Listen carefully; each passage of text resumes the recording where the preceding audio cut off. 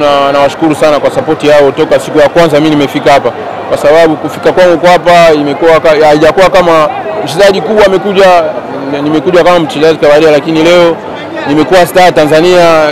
Kwa mimi nawashukuru sana na nashukuru kila mtu kwa ombi lao, kwa support yao na support yao kwa timu ambayo inafanikiwa kuchukua bingwa barani mfululizo, sio kitu rahisi.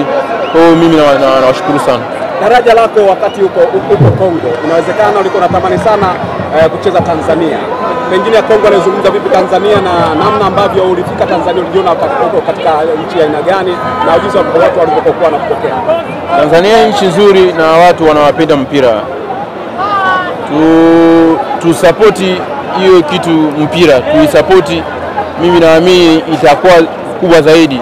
Unaona kwa hiyo msimu mitatu timu mbili za nchi imefika mpaka finali ya kombe la shirikisho. Ni kitu ambacho ni muhimu sana kwa nchi na kwa mpira wa miguu. Kwa watu viongozi waendelee kusupport hizo timu ambazo zinafanya vizuri na hizo timu ambazo zipo chini, na wale ambao hata hawana chance ya kuonekana kwenye TV lakini wapo chini wanapambana.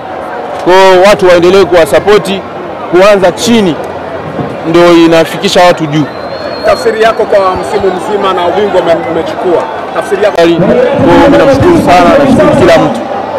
Msimu umekuwa ni mmoja kati ya watu ambao wanaonyesha Mungu ni wa kwanza kuliko vitu vingine. Kwenye mpira huu kuna mambo mengine yanazungumzwa, wako imekusaidia vipi kwa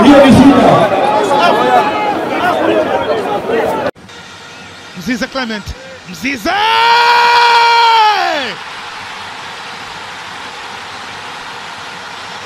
Attention please!